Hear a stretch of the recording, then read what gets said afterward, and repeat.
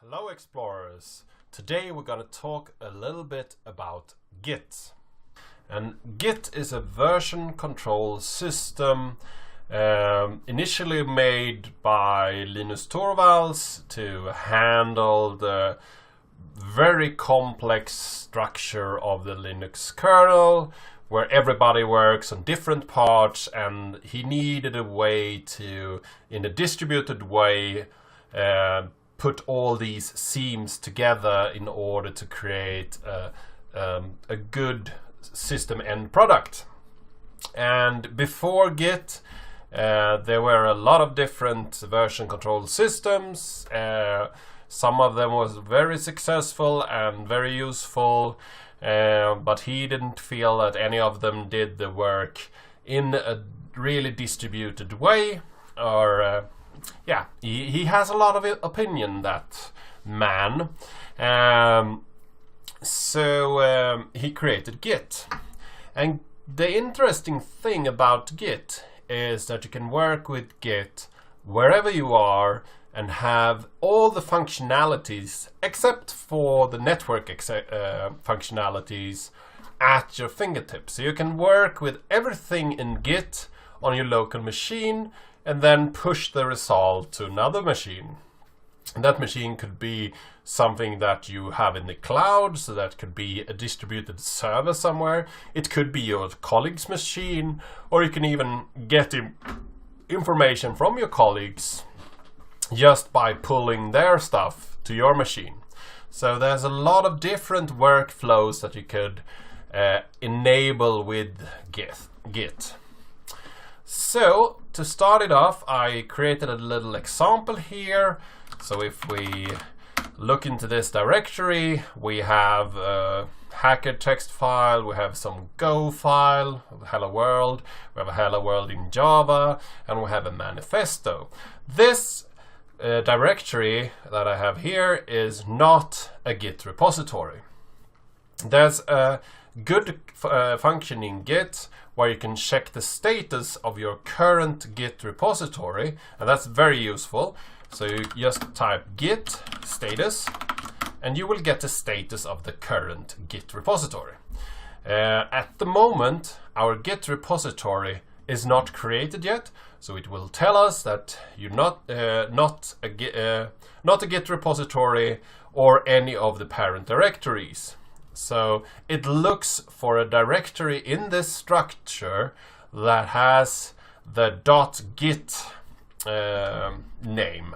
And as we haven't created a Git repository yet, it haven't found it. So let's create a Git repository. It's as easy as typing git init.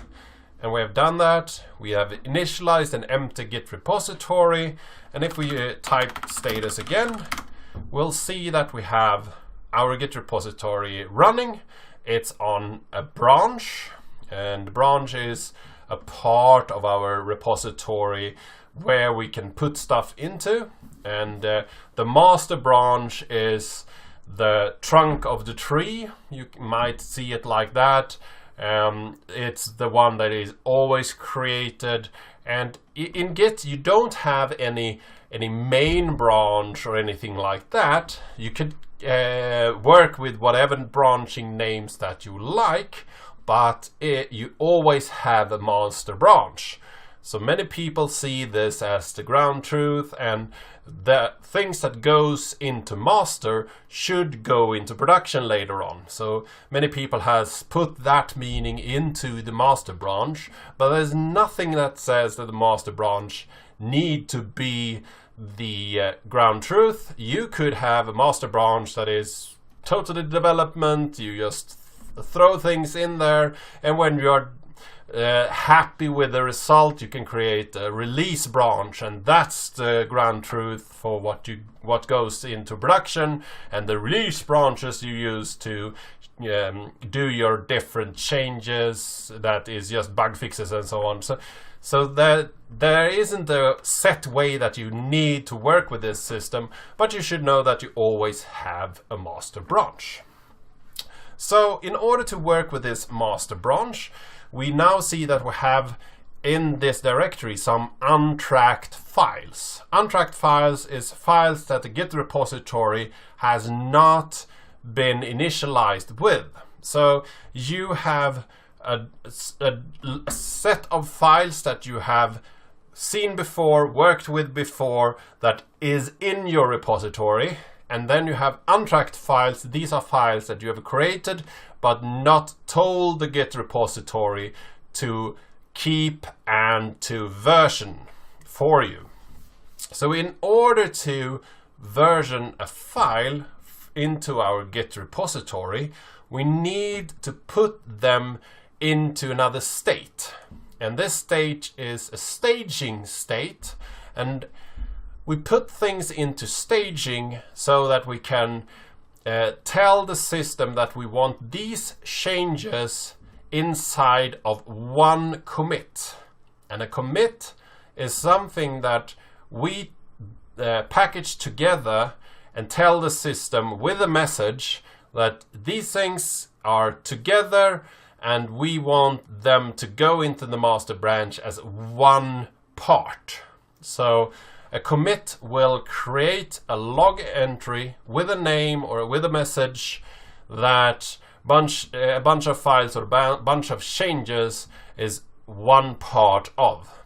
And many people use commits as a way forward, and some even say that each commit should actually be tested and be a really good deployment, and each commit should be something that you can go forward with. So you could put your cursor, because you have a pointer that actually stands somewhere, so you could put your cursor on any commit and actually use that code. It's not required that you do that way. You could put in small changes into a commit and just give them a name.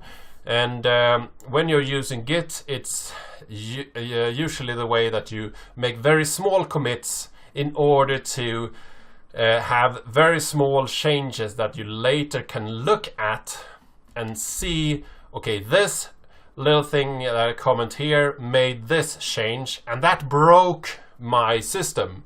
This was what was the actual thing that I need to look into and fix. So the smaller the commits you have, the easier way to actually bug fix and find your errors. So in this case, to put something into the staging area, we can print git stage, and we can go hello go. It tells me now that it changed all the catch return line feed to only line feed, which is something that is normal in Linux systems. And when you set up Git for Windows, it actually asks you if you want your file saved with just line feeds or with both, or how you want to set it up. In Linux, you usually only have line feeds, so I tend to go the way that even if I work in a Windows system, I want it to save with only line feeds, because I don't need the catch returns, carriage returns. So now we have something in our staging. So if we go status again, we see that we have a new file. So we have a change here that is this new file that is put into our staging area. It could be that we think that this change is something that wasn't what we wanted. Maybe we want to take it out again. I usually then say git reset, and that will remove that file from my staging area.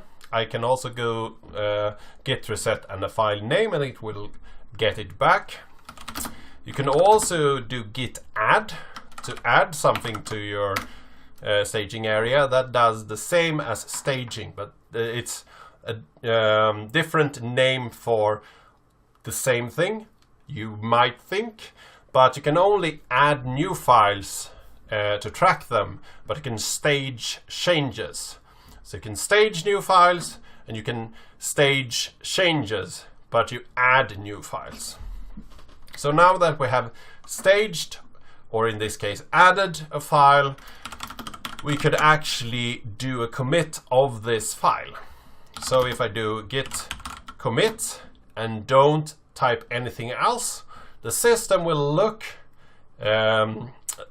in my case, for a editor that you could edit and give it a message. But in my case, it might not be that I have an editor specified, so I don't get anything up. And the good way to do this, so you don't have to actually open a new editor because you would only want to give it a message, you can do -m and give it a message yourself. First commit of the Go source code. So now I've given it a message. I see here that it created my first master commit, first commit of the Go source code. If I look at status again, it will only show me the untracked files. This stage file that I have committed now is not told to me because it's a part of the system now. It's a part of one commit. So if I do a dir, I still see the file on disk, but it is inside my Git repository. Then if we do a git log, we can actually see this commit that I did, where I added this file. If I have changes, you might be tempted to do commit-a, as in add, with a message, and let's say all the changes. But in this case, you can't do this with untracked files. You can only do this with changes. And I don't really like this flag, because if you do a -am and you learn to use that pattern over and over and over again, you might come to a situation where you actually put this phrase in git -am, as you always do, and you will commit something into the log that you don't want to be committed. It might be something that you are working on at the moment. You just wanted to stage one file that you made some changes to, or stage a specific diff into your staging area and then commit that diff, and then you typed am just by typing fast, and you didn't think about it, and you get more into your staging than you were thinking. So it can be hurtful if you type am just to make changes. Can show you how this, if we change this Go file that we have committed and we say a, so now we have a change, and we go back to this, we see that we have modified the hello Go, and then when I do this git commit am again, all changes, it will create a new commit with this new Go file, and it inserted this change.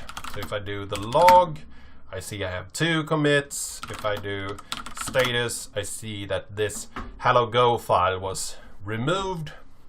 So it got staged and committed in one go. But I still think that that could be a little bit dangerous. So let's git add the rest of the files and commit them into our repository, all the files. There we go. So now we have committed all the files and we have them in our repository. Let's say that we do another change to this Go file, and we think that this change is something that I don't want to do. I actually want this change gone. I want the old file back. I've done some experimental testing things, and I realized that this code was no good. I can throw it away and start over because I didn't get anywhere with this little experiment. Then I could do a git checkout on this logo, and that will give me back the old file. So I will see, so I will remove all the changes that I did. To take the last part that I wanted to talk about, if you see this commit message here, we have 2 spaces. That's no good. I have done a typo. So I want to do a git commit amend to fix that thing. So now it actually opened an editor here that I can make changes to my git commit message, because this was erroneous. So we will remove that and save. Close it. No. View integrated terminal. It seems like I got vi, so let's write and quit. So now I have changed my commit message with git amend. So git amend is to fix up one commit that the last commit had something wrong with it. So I do a git amend to change that commit. And it's good to know that when you do local changes, many of the changes you do locally is fine to do, and often when you create new functionality, new files, and you fix code things locally, that's fine to do these operations as much as you like. The problem comes to when you actually work with other people and you have a lot of branches and you have other people that contribute source code into the same repository or the same branch. Then you can have merge conflicts and you can have problems with actually integrating the different code parts together. But I think that talking about how to use this in a more remote setting or with other people should be a different video. Now we have gone through the simple basic things you need to know in order to use your Git repository locally, because it's important to know that you can work with your files locally, get back your changes, you can revert all the different things that you did wrong, you can check out files that you might have removed or that you might have made a coding mistake that is too cumbersome to reset, and so on. So it's really good to know that how you work locally with branches. We haven't even talked about how to branch out in different branches, but I think it's good to know how to work with one branch and do all changes that you are required to do. I hope that you found this interesting. I hope that you learned something today. Maybe you found a new command that you haven't used before, or a new technique that you haven't used in order to help you work with your Git repository. I think I will do a little series here that I will talk a little bit more about staging, merging, fetching, rebasing, and everything else you need to know about when you are working with remote trees. But I think this is a good chunk to have in one video. If you like this video, give it a like, share it with your colleagues, If you haven't subscribed yet, please do that. And I really hope to see you in the next video.